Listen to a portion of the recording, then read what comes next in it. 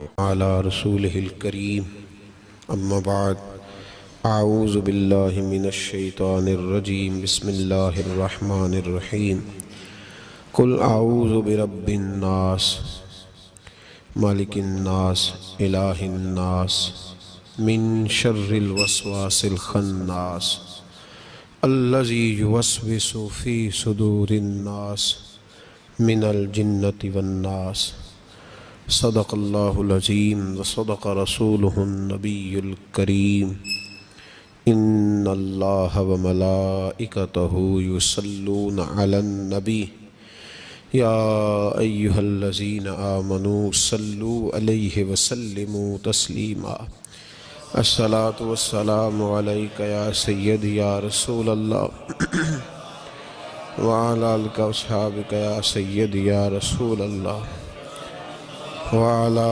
آلك وأصحابك يا سيدي يا حبيب الله الصلاة والسلام عليك يا سيدي يا نبي الله وعلى آلك وأصحابك يا سيدي يا نور الله اللهم صل على سيدنا ومولانا محمد معدن الجود والكرم وآلہ وصحبہ وبارک وسلم۔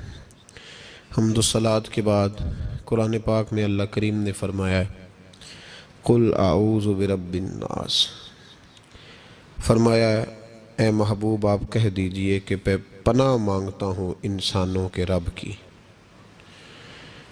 مالک الناس وہ انسانوں کا بادشاہ ہے، الہ الناس اور جو انسانوں کا معبود ہے، من شر الوسواس الخناس میں اس کے شر سے پناہ مانگتا ہوں جو دل میں وسوسہ ڈالتا ہے اور پھر چھپ جاتا ہے۔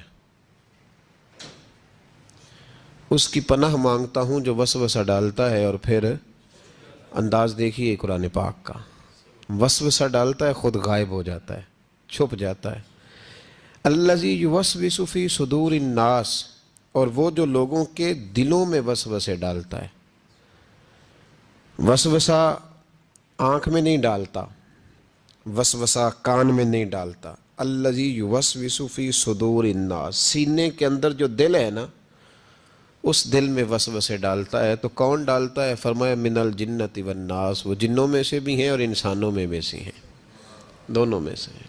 اس کی پناہ مانگو جو وسوسہ اندوزی کرتا ہے، جو تمہارے ذہن کے دریچوں کو میلا اور کچیلا کرتا ہے، جو تمہارے سینے کو تمہاری روح کو بدمزہ کرتا ہے، اس سے پناہ مانگو۔ وسوسوں کا دور ہے، وسوسوں کے دور میں عمل تو دور رہ گیا، لوگوں کا عقیدہ بچنا مشکل ہو گیا۔ وسوسہ ہی وسوسہ ہے، ہر بات پہ وسوسہ، ہر ایک کے بارے میں بری سوچ، ہر شخص کے بارے میں نظریات کے اندر کمزوری، شکوک و شبہات کا زمانہ۔ فرمایا پناہ مانگو، اللہ سے پناہ مانگو ان وسوسوں سے، اس کی پناہ چاہو۔ میرے دوستو، شکوک و شبہات اتنے زیادہ ہوتے چلے جا رہے ہیں، آدمی شک سے باہر نکلے گا تو عبادت کرے گا، شک سے باہر نکلے گا تو در مصطفیٰ علیہ السلام کی غلامی کرے گا، وہ شک سے باہر نکلے گا تو کسی اللہ کے ولی سے اس کی نسبت مضبوط ہوگی۔ اور اگر شک ہی شک ہو، شک ہی شک ہو، سینہ شک سے بھرا ہوا ہو، وسوسہ ہی وسوسہ، لوگوں کے دلوں کے اندر اس قدر برے خیالات جنم لینے لگے ہیں کہ اب لوگوں کا سارا ماحول روحانی، علمی، فکری وہ تباہ ہوتا نظر آ رہا ہے۔ اہل اللہ کو شک نہیں گزرتا تھا۔ لوگ کہتے ہیں کہ اللہ کے ولی کے پاس سب سے بڑی طاقت کیا ہوتی ہے؟ کچھ لوگ کہتے ہیں جو کہتا ہے وہ ہو جاتا ہے، یہ بڑی طاقت ہے۔ کچھ لوگ کہتے ہیں کہ اللہ تبارک و تعالیٰ کا ولی دنیا سے کٹا ہوتا ہے، یہ اس کی بڑی طاقت ہے۔ میں آپ کو درجنوں صوفیاء کی اور سینکڑوں اولیاء اللہ کے اقوال کا اگر ایک جملے میں نچوڑ عرض کروں تو اللہ کا ولی وہ ہوتا ہے جو وسوسوں سے دور ہو کے یقین کامل کی دولت پا چکا ہوتا ہے، وسوسوں سے بچ جاتا ہے، اس کا یقین تیقن مضبوط ہوتا ہے۔ یار لوگوں کا کام نہیں وسوسہ اندوزی کرنی، لوگ وسوسہ اندوزی کرتے ہیں، وہ کریں گے، لوگ شک پیدا کرتے ہیں وہ کریں گے. تو اتنے کانوں کا کچا ہے کہ تو سب کی بات سنتا ہے, ہر ایک کی بات تیرے اندر آ کر کے جنم لیتی ہے اور ہر ایک کی بات تیری روح میں گزر جاتی ہے. یہ کیسے ہو گیا؟ اتنا کمزور ہے تو کانوں کا. جو آدمی آئے گا تو اس کی بات سن لے گا تو یقین کر لے گا. لوگ کہتے ہیں جی مجھے فلاں نے کہا تھا. اور یہ سارا معاملہ ہم نے ایمان, تیقن, یقین, صحبت کے بارے میں گڑبڑ کر لیا, ورنہ اپنی دنیا کے معاملے میں تو ہم آج بھی بڑے حساس ہیں. دنیا کے معاملے میں ہمیں وسوسے کوئی نہیں آتے. ایک شخص نے آ کے آپ کے کان میں کہہ دیا کہ تیرا 40 لاکھ کا مکان اچانک 30 لاکھ کا ہو گیا, تو مان لیتے ہو؟ تو اس نے تو وسوسہ ڈالا ہے, آپ نے مانا کیوں نہیں؟ اس نے کہا وہ میں نے دیکھا ایک دیوار میں سوراخ ہو گیا ہے اور پینٹ اس کا گر گیا ہے, فلاں جگہ کمزوری آ گئی ہے, تو مکان 40 لاکھ کا تھا یکدم 30 لاکھ کا ہو گیا. مان لیا آپ نے؟ آپ نے نہیں مانا. آپ نے تو اس کے ساتھ بحث بھی کی, آپ نے تو تکرار بھی کی, اس کو ڈانٹا بھی اور اس کو یہ بھی کہا کہ تو میرا دشمن ہے, تو نے میری اتنی قیمتی چیز کو اتنی نکمی کہہ دیا. اور جو تیرے کونے میں آ کے کہہ گیا کہ فلاں اللہ کا ولی, دیکھو جی اب تو کوئی اللہ کا ولی نہیں رہا, فلانا بھی دکاندار ہے, فلانا بھی, اور تو نے فٹافٹ مان لیا ہے. میرے بھائی غور کریں اور توجہ کریں بات پر. آپ سے بات کر رہا ہوں, اس کو ضرور سمجھیں. ہمارا یہ کس طرح کا ماحول ہے کہ دنیا کے معاملے میں کوئی شخص شک کا شکار نہیں. آپ چلے گئے سودا لینے, بڑی عام سی چیز آپ نے خرید لی, چلیں عین والا آم چھوڑ کے الف والا آم کریں تو آپ آم لینے چلے گئے, عام سی چیز آم لینے چلے گئے. آپ نے اس شخص کے ساتھ, اس نے کہا جی یہ تو میں 300 روپے کلو دوں گا, تو فوراً آپ نے دے دیا اس کو, کوئی وسوسہ نہیں آیا آپ کو. حالانکہ اس نے دلیل بھی دی کہ یہ یہاں کا نہیں ہے, یہ میر پور خاص سندھ سے آیا ہے, یہ فلاں جگہ سے ہے. تو آپ نے کہا نہیں بھائی یہ کیسے ہو سکتا ہے, اتنا مہنگا ہے ہی نہیں, تو کیسے بتا رہا ہے. لیکن عجیب معاملہ ہے کہ دین کے بارے میں لوگ فوراً کہتے ہیں جی مجھے بڑے بڑے خیالات آتے ہیں, بڑے بڑے خیال اس کو آتے ہیں جس کی توجہ ہٹتی ہے. ایکسیڈنٹ اس کا ہوتا ہے جو سیدھا نہیں دیکھتا, دائیں بائیں دیکھتا ہے. جس کا دھیان سیدھا ہوتا ہے اس کی گاڑی سیدھی چلتی ہے. تو نے دائیں بائیں دیکھا ہے تو تجھے وسوسہ آیا ہے, تو نے ادھر دیکھا پھر تجھے وسوسہ آیا. جن کی توجہ سیدھی یار کی طرف رہتی ہے, جن کی توجہ سیدھی یار کی طرف, جن کی توجہ سیدھی رہتی ہے, انہیں وسوسے, انہیں دیدار سے فرصت نہیں تو وسوسہ کیسے آئے گا. النظر الی وجہ رسول اللہ, حضرت سیدنا ابو بکر صدیق نے کہا تھا یا رسول اللہ ایک کی دل کی تمنا ہے کہ آپ بیٹھے رہیں میں دیدار کرتا رہوں. وسوسہ کیسے آئے گا؟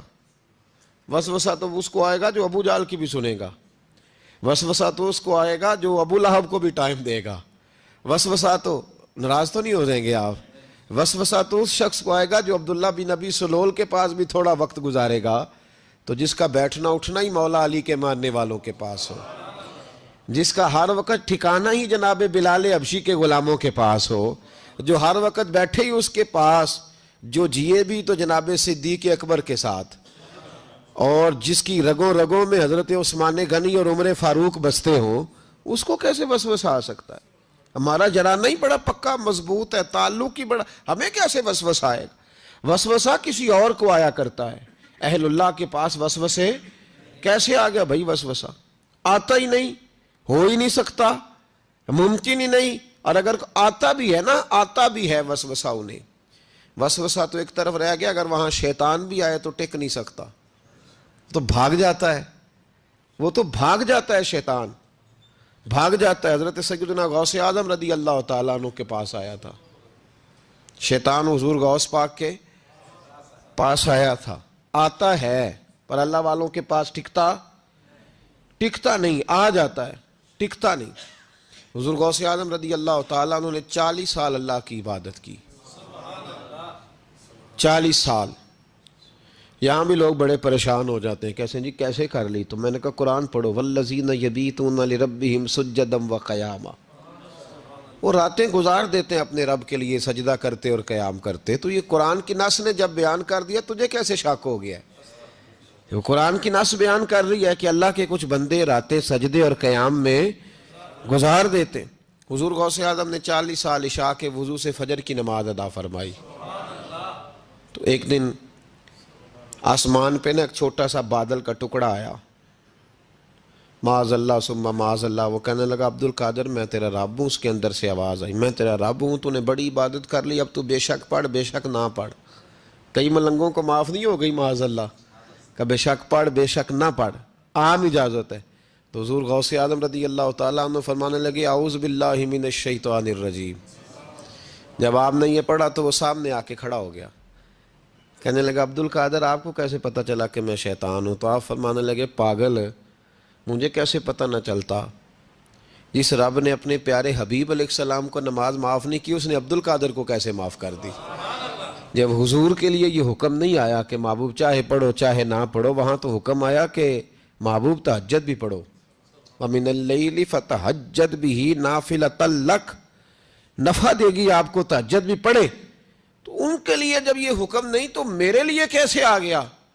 اب شیطان تھا نا، تو اس نے پھر ایک اور چال چلی، یہ باز نہیں آتا، ہم باز آ جاتے ہیں کئی دفعہ، اس کے پیچھے پیچھے چلنے لگ جاتے ہیں، لڑ کے تھک جاتے ہیں، وہ نہیں تھکتا، وہ نئی سے نئی چال، نئی سے نئی چال، اس کا نیا سے نیا روپ، من الجنت والناس، جنوں میں سے بھی اور اس کے نئے سے نئے روپ ہوتے ہیں۔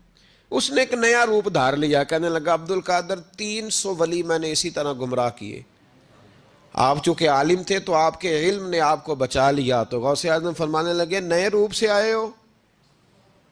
کہنے لگا 300 میں نے گمراہ کیے، یہ تو آپ عالم تھے تو بچ گئے، آپ جانتے تھے تو بچ گئے، میں نے 300 گمراہ کیے۔ تو حضور غوث اعظم فرمانے لگے پھر گمراہ کرنے لگے ہو نیا روپ دھار کے؟ مجھے میرے علم نے نہیں بچایا، مجھے اللہ کے فضل نے بچایا ہے۔ کئی عالم بھی تو گمراہ ہو جاتے ہیں نا، مجھے میرے علم نے نہیں بچایا، مجھے میرے اللہ کے فضل نے بچایا ہے۔ میرے بھائی، میرے عزیز طریقت کے مسافروں، یاد رکھو، سمجھ لو اس بات کو کہ وسوسہ آتا ہے۔ وسوسہ، دو قسم کے مہمان آتے ہیں، دو قسم کے مہمان۔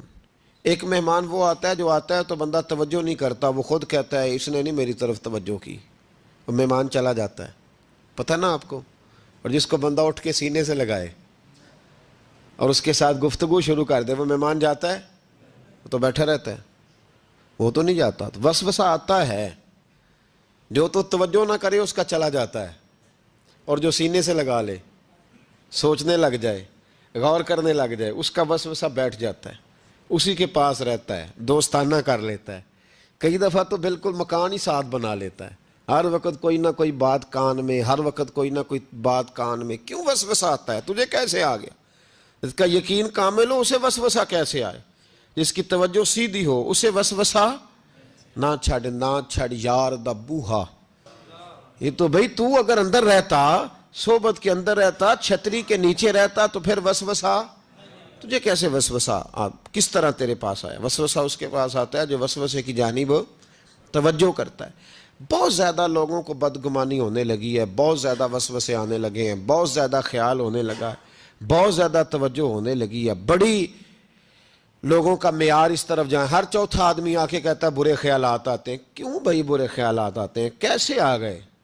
ہمارا تو دل ہی ایک ہے، اور دل میں یار بھی ایک ہے، دوسرے کے لیے جگہ ہی کوئی نہیں، تو وسوسہ کیسے آئے گا؟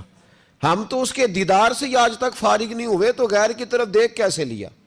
یہ کیسے ہو گیا؟ ممکن کیسے ہوا؟ اپنے آپ کو سمیٹیں، ان وسوسوں سے اپنے آپ کو بچائیں، ان پر قطعی طور پر کوئی توجہ نہ دیں، اور اگر کبھی آ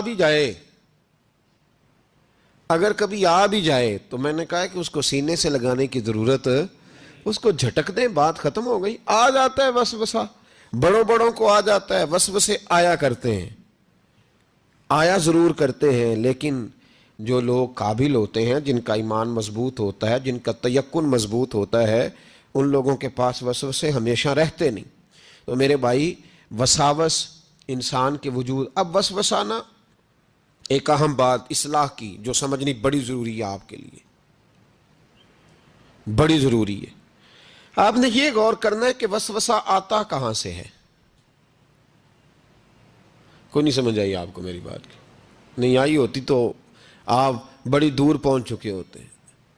سردی بڑی زیادہ تھی کمرے میں، تو کہیں سے ہوا آ رہی تھی ٹھنڈی، تو اب ٹھنڈ بڑی لگ رہی تھی تو بندے نے فوراً اٹھ کے بھلا کیا کرنا ہوتا ہے؟ نہیں وہ پتہ نہیں کتوں آ رہی باری دی تو ابھی گل ہی ہے نا جی. اگر تو الماری سے آ رہی ہے, کھڑکی سے آ رہی ہے تو کس کو بند کریں گے؟ اور اگر دروازے سے آ رہی ہے تو جی, اور اگر چھوٹے بچے نے پنکھا چلا دیا تو جی, چل پنکھا رہا ہے بندہ سارا دن دروازہ بند کرتا رہے. سمجھنا ہے آپ نے بات کو. آپ نے اس دروازے کو بند کرنا ہے جہاں سے وسوسہ آتا ہے. اگر آپ کا قریبی سجن ہے نا, قریبی دوست ہے, قریبی, اخنس بن شریح کہتا ہے میں دین کے قریب آ گیا تھا. یہ دین کے قریب آ گئے تھے. کس طرح آئے؟ جن دنوں انہوں نے نبی پاک صلی اللہ تعالیٰ علیہ وآلہ وسلم کو شیب ابی طالب میں قید کیا ہوا تھا نا, تو اللہ کے محبوب علیہ السلام رات کو پہاڑ پر بیٹھ کر قرآن پاک کی تلاوت فرماتے تھے. کوئی اچھا قاری قرآن پڑھے تو دل کرتا ہے سننے کو, دل کرتا ہے یار تھوڑا سا نا اور پڑھ. ہاں جی, کوئی اذان پڑھ رہا تھا تو شاعر گزر رہا تھا تو شاعر کا دل مچلنے لگا, کہنے لگا اور ذرا ٹھہر جا مؤذن, میرا دل دہل رہا ہے, اتنی جلدی ختم نہ کر یار, مجھے لطف آ رہا ہے, تھوڑے قصیدے اور پڑھ. تو کوئی اچھا قاری قرآن پاک پڑھے نا, اچھا قاری, تو بندہ مست ہو جاتا ہے. تو مجھے بتاؤ جب یاسین والے رسول خود یاسین کی تلاوت کرے, جب مدثر والے محبوب کی زبان سے خود مدثر کے جملے نکلے, اور جب مزمل والے محبوب خود مزمل کا ذکر کرے, پھول جڑتے ہوں گے, کلیاں مہکتی ہوں گی, زمانہ سارا مہک و ٹھنڈک سے بھر جاتا. نبی پاک صلی اللہ علیہ وسلم پہاڑ پہ بیٹھ کے پڑھتے تھے رات کو, تو وہاں نا ابو سفیان بھی آ گئے سنتے سنتے, چونکہ انہوں نے پابندی لگائی ہوئی تھی کہ کوئی بھی بندہ وہاں نہ جائے, سوشل بائیکاٹ معاذ اللہ کیا ہوا تھا, کوئی نہ ادھر جائے. تو سنتے سنتے ابو سفیان آ گئے. کہتے ہیں حضور قرآن پاک پڑھ رہے تھے تو مجھے لطف بڑا آیا سننے کا. تو وہاں ایک قریب جھاڑی تھی تو ابو سفیان جھاڑی میں بیٹھ گئے. ساری رات نبی پاک نے قرآن پاک پڑھا اور ساری رات انہوں نے سنا. ہمیں اتنا ذائقہ بات سن کے بھی تو آنا چاہیے نا. کہتے ہیں اب مجھے نہیں پتا تھا کہ اخنس بن شریح بھی کہیں آیا ہوا ہے. اس نے بھی, وہی بھی یہ دیکھنے آیا کہ کہیں کوئی وہاں آیا ہوا تو نہیں, وہ بھی کسی کونے میں جھاڑی میں بیٹھ گیا. حضور قرآن پاک کی تلاوت فرماتے رہے, وہ ساری رات سنتا رہا. ادھر سے کہیں ابو جال بھی آ گیا, پتھر دل تھا, پر میرے مصطفیٰ قرآن پڑھتے تھے تو کان اس کے بھی کھڑے ہو جایا کرتے تھے.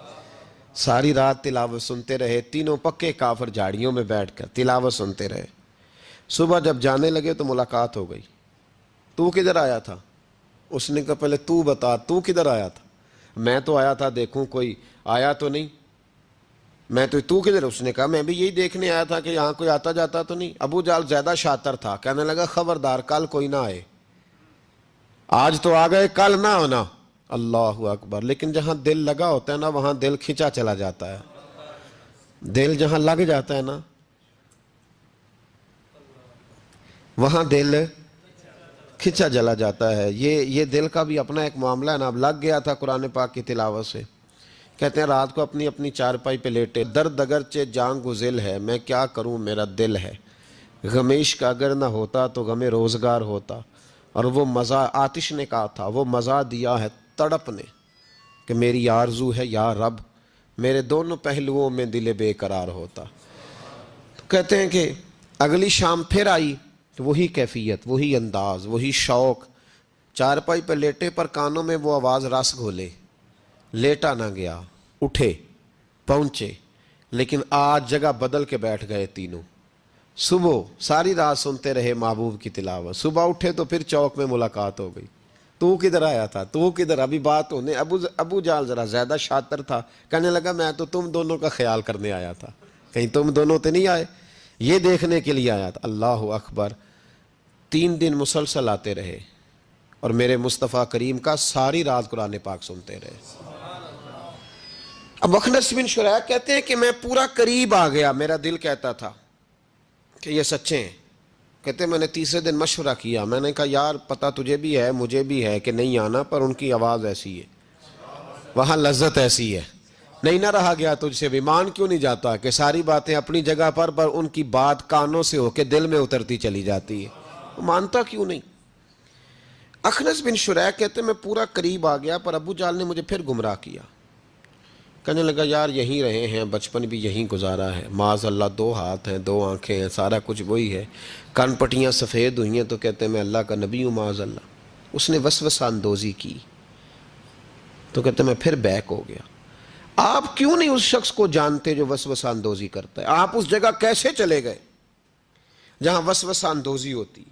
یاد رکھیں اس جگہ جائیں جہاں جانے سے دل صاف ہوتا ہے، جہاں جانے سے دل کا زنگ اترتا ہے، آپ کے وسوسے دور ہوں گے. وہاں جائیں جہاں ایمان کی، یقین کی، تیقن کی دولت بڑھتی ہے. کیوں وہاں جاتے ہو جو بیک کر دیتا ہے؟ کچھ جگہیں ایسی ہوتی ہیں جو شکوہ ہی نہ کر لوں، شکوہ ہی نہ کر لوں. شکوہ یہ ہے کہ ہم پالش کرتے ہیں، پوری پالش کرتے ہیں، مہربانی کرتے ہیں، کچھ لوگ پھر جا کے صحرا میں کھڑے ہوتے ہیں، ساری ریت چڑھا کے دوبارہ آ جاتے ہیں. اماں بھی ناراض ہو جاتی ہے، اماں بھی بگڑ جاتی ہے کہ میں اجے انہوں آیا سی تو یہ تو کیا حشر کر کے آیا ہے. یار آپ سمجھتے نہیں کہ کتنی محنت سے سوارا، کتنی محنت سے نہلایا، کتنی محنت سے کپڑے بدلے، کتنی محنت سے غسل کرایا، کتنی محنت سے کنگھی کی، کتنی جد و جہد کے ساتھ تیرے بال سنوارے، تیرے روحانی ذائچے میں کتنی جد و جہد، تو نے قیمت ہی نہیں ڈالی. تو 2-4 دن گیا اور جا کے پھر سے زنگ چڑھا کے آیا. تو نے ہماری کبھی کبھی دل کرتا ہے پھر اماں کا بھی کہ 2 تھپڑ لگا ہی دوں، اس کو لگاؤں 2 تھپڑ، میری محنت کا تو نے کیا. تو وسوسہ اندوزی والی جگہ پہ کیوں جاتے ہو؟ کیوں گئے وہاں؟ تمہیں نہیں پتا تھا کہ وہاں نہیں جانا؟ سارے کپڑے میلے ہو گئے، ساری گرد پھر چڑھ گئی. خبردار، خبردار اپنے بزرگوں کی محنت کا خیال کریں. خبردار اس جگہ کبھی نہ جائیں جہاں جانے سے وسوسے پیدا ہوتے ہیں. ان جگہوں پہ کبھی نہ جائیں جہاں جانے سے ذہن میں شر اٹھتا ہے. اس جگہ پہ کبھی نہ جائیں جہاں اعلیٰ حضرت فاضل بریلوی، میرے اعلیٰ حضرت رحمت اللہ، زندگی میں کسی کا قصیدہ نہیں لکھا لیکن بدانیوں کے اس عالم کے قصیدے ہمیشہ لکھے جو انہیں ان کے مرشد کی بارگاہ تک لے کے گئے تھے.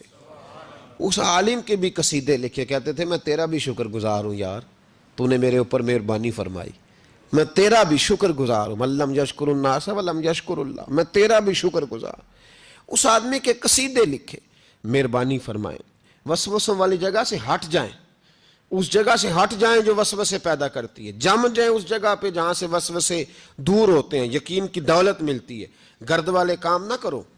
خبردار، وسوسے اس شخص کو آتے ہیں جو بری جگہ پہ بیٹھتا ہے، جو بری سنگت میں جاتا ہے. اس کے ذہن میں سوال اٹھتے ہیں. میں نے بہت سارے ایسے لوگ دیکھے جو بری سنگتوں میں جاتے تھے تو گمراہ ہو گئے. اس لیے نبی پاک علیہ الصلوۃ والسلام نے پابندی لگائی ہے، فرمایا لا تصاحبوا الا مؤمنا، خبردار صحبت نہ اختیار کرنا سوائے اس کے کہ بندہ کامل مومن ہو. کامل مومن کے علاوہ کسی کی صحبت اختیار لا تصاحب، یہ وہی لا ہے جو کلمے میں ہے، لا الہ کوئی معبود نہیں. تو آپ مسند امام احمد بن حنبل کی اس حدیث کا کیا مطلب لیں گے؟ لا تصاحب الا مومنا، خبردار ان جگہوں پہ کبھی نہ جائیں جہاں جانے سے ذہن میں شر اٹھتا ہے. اس جگہ پہ کبھی نہ جائیں جہاں اعلیٰ حضرت فاضل بریلوی، میرے اعلیٰ حضرت رحمت اللہ، زندگی میں کسی کا قصیدہ نہیں لکھا لیکن بدانیوں کے اس عالم کے قصیدے ہمیشہ لکھے جو انہیں ان کے مرشد کی بارگاہ تک لے کے گئے تھے. اس عالم کے بھی قصیدے لکھے، کہتے تھے میں تیرا بھی شکر گزار ہوں یار، تو نے میرے اوپر مہربانی فرمائی، میں تیرا بھی شکر گزار ہوں. من لم یشکر الناس ولم یشکر اللہ، میں تیرا بھی شکر گزار. اس آدمی کے قصیدے لکھے، مہربانی فرمائیں. وسوسوں والی جگہ سے ہٹ جائیں، اس جگہ سے ہٹ جائیں جو وسوسے پیدا کرتی ہے. جم جائیں اس جگہ پہ جہاں سے وسوسے دور ہوتے ہیں، یقین کی دولت ملتی ہے. گرد والے کام نہ کرو. خبردار، وسوسے اس شخص کو آتے ہیں جو بری جگہ پہ بیٹھتا ہے، جو بری سنگت میں جاتا ہے. اس کے ذہن میں سوال اٹھتے ہیں. میں نے بہت سارے ایسے لوگ دیکھے جو بری سنگتوں میں جاتے تھے تو گمراہ ہو گئے. اس لیے نبی پاک علیہ الصلوۃ والسلام نے پابندی لگائی ہے، فرمایا لا تصاحبوا الا مؤمنا، خبردار صحبت نہ اختیار کر سوائے اس کے کہ بندہ کامل مومن ہو. کامل مومن کے علاوہ کسی کی صحبت اختیار لا تصاحب، یہ وہی لا ہے جو کلمے میں ہے، لا الہ کوئی معبود نہیں. تو آپ مسند امام احمد بن حنبل کی اس حدیث کا کیا مطلب لیں گے؟ لا تصاحب الا مومنا، خبردار قطعاً نہ جا کے اس بندے کے پاس بیٹھنا جو کامل مومن نہ ہو. تو کچے لوگوں کے پاس کیوں بیٹھتے ہو؟ حدیث پاک کے لفظوں کے اوپر جو اہمیت ہے جملوں کی اس کو سمجھیں. لا الہ، بولیے لا الہ. یہی لا یہاں بیان کیا، لا تصاحب الا مومنا، خبردار اس بندے کے پاس کبھی نہیں جانا جو کامل مومن نہ ہو، اور جو کامل مومن ہو اس کے پاس ضرور جا کے بیٹھنا. یہ حضور ایک بات شیخ سعدی نے لکھی ہے. شیخ سعدی رحمۃ اللہ علیہ فرماتے ہیں، یہ میں آپ کو جواب دے رہا ہوں، کچھ سوالوں کا جواب ہے جو ذہنوں میں اٹھتے ہیں. شیخ سعدی رحمۃ اللہ تعالیٰ علیہ کہتے ہیں ایک باپ اپنے بچے کو کہتا تھا، بچے ان لوگوں کے پاس نہ بیٹھا کر، بندے صحیح نہیں، تیرے ذہن میں وسوسے پیدا کریں. اس نے کہا ابا جی وہ نہیں صحیح، میں تو صحیح ہوں نا، مجھے کوئی کچھ نہیں کہہ سکتا، میں خود بڑا ٹھیک ہوں. تو اس نے کہا بیٹا نہیں، صحبت صالح ترا صالح کنن، اور صحبت طالح ترا طالح کنن. چنگیاں دے لڑ لگی ساں تے میری چولی چ پھل پے، پیڑیاں نال میں رل گئی تے میرے اگلے بھی ڈول گئے، میرے اگلے بھی پیڑیاں نال میں رل گئی تے، یعنی پھر ریت سے کپڑے بھر گئے سارے. کہا شیخ سعدی کہتے ہیں اس والد نے اپنے بچے کو سمجھایا، کہا نہ جا ادھر ورنہ. تو اس نے کہا ابا میں جب ٹھیک ہوں تو میرا کوئی کیا بگاڑ لے گا؟ ہمیں بڑی جلدی یہ گمان ہو جاتا نا میں کامل ہو گیا ہوں، میرا کوئی کیا بگاڑ لے گا، میں جاؤں گا. والد نے سمجھایا، باپ تھا نا، اس نے سمجھایا. لیکن کچھ لوگ بغیر حادثوں کے سمجھتے بھی نہیں، وہ سمجھتے ہیں حادثہ ضروری ہے، حالانکہ بغیر حادثے کے، بغیر دکھوں کے سمجھ آ جائے تو بڑی اچھی ہے. تو بس اس نے کہا نہیں میں نہیں مانتا. والد نے ایک مثال سے سمجھانا چاہا. اس نے کہا تو ٹھیک ہے؟ کہا میں بالکل ٹھیک ہوں. کہا اس طرح کر، جا بازار سے نا 2 کلو اچھے والے سیب لے کے آ. نوجوان میری بات پہ خاص توجہ کریں. 2 کلو اچھے سیب. وہ سیب لایا بڑے خوبصورت پیارے. کہا دیکھ کے لانا، کوئی دھاگ نہ ہو، کوئی دھبا نہ ہو، کوئی ایسی. وہ دیکھ کے لایا بڑے خوبصورت بڑے پیارے اچھے سیب. کہا بیٹے اب دوبارہ جاؤ منڈی اور 1 کلو گندے بھی لے کے آ، گلے سڑے بھی لے کے آ. اس نے کہا ٹھیک ہے. گلے سڑے بھی لے آیا 1 کلو. اچھے کتنے تھے؟ 2 کلو. گلے سڑے کتنے تھے؟ 1 کلو. اب اس نے وہ 2 کلو سیب ایک ٹوکری میں ڈالے اور گلے سڑے بھی اس کے اندر ڈال دیے. کہا بیٹے وہاں رکھا. کہا ابا جی کرنا کیا ہے؟ فرمایا سویرے بتاؤں گا. صبح کا جب سورج چمکا نا، صبح کا جب سورج چمکا تو والد نے کیا کیا، اس کو کہا جاؤ ٹوکری لے کے آ. اب جب ٹوکری لایا نا تو غور کرنا بات پر، برے کتنے تھے، اچھے کتنے تھے.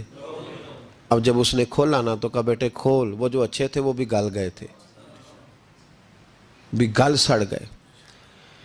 والد نے اپنے بیٹے کو سمجھایا. اس نے کہا بیٹا یہ جو شر ہوتا ہے نا یہ جلدی پھیلتا ہے، جو شر ہوتا ہے نا جلدی پھیلتا ہے. ناپاکی تھوڑی سی ہوتی ہے پر غسل سارے وجود کو کرنا پڑتا ہے، سارے وجود کو. ناپاکی تھوڑی سی ہوتی اور آپ دیکھ لیں کہ اس کے لیے سارا بدن دوبارہ سے. تو شر تھوڑا سا بھی آئے تو میل کچیل کر دیتا ہے. اتنا سا بھی شر جو ہوتا ہے نا وہ بہت ساری جگہ پہ خرابی پیدا کرتا ہے. او بھائی پیشاب کا ایک قطرہ بھی دودھ میں گر جائے پورے بھرے ہوئے برتن میں تو دودھ پینے کے قابل، سمجھ لو بات کو. آپ نے یہ کیسے کہہ دیا کہ ایک بندہ ذرا میرا غلط ہے جی باقی سارے صحیح ہیں؟ وہ شر تھوڑا بھی جو ہوتا ہے نا، تھوڑا بھی وہ غلبہ کرتا ہے، وسوسہ اندوزی کرتا ہے، برے خیالات جنم لیتے ہیں. اس سینے کو اگر صاف رکھنا ہے، اس سینے کو اگر توانا رکھنا ہے، اس سینے کو اگر ٹھنڈا رکھنا ہے تو پھر ان کے پاس جا کے بیٹھنا پڑے گا جن کے سینے ٹھنڈے ہیں. اگر عقیدے کو، نظریے کو، سوچ کو صحت مند رکھنا ہے تو کبھی بیمار عقیدے والے کے پاس نہیں بیٹھنا. صحت مند کے پاس بیٹھو گے تو صحت مندی نصیب ہوگی. یہ یاد رکھ لیں، یاد رکھ لیں. چنگے بندے دی صحبت یارو وانگ دکان اتاراں، سودا پاویں مول نہ لئیے، ہلے اون ہزاراں. نہ خرید بے شک کوئی شے، خوشبو تو آئے گی نا. اور میں تجربے کی بات بتا رہا ہوں، اللہ کے ولی کے پاس، عالم با عمل کے پاس جو چند گھڑیاں بیٹھ جائے چاہے کچھ نہ سیکھے، اللہ اس پر رحمت کی چھتری پھر بھی عطا فرما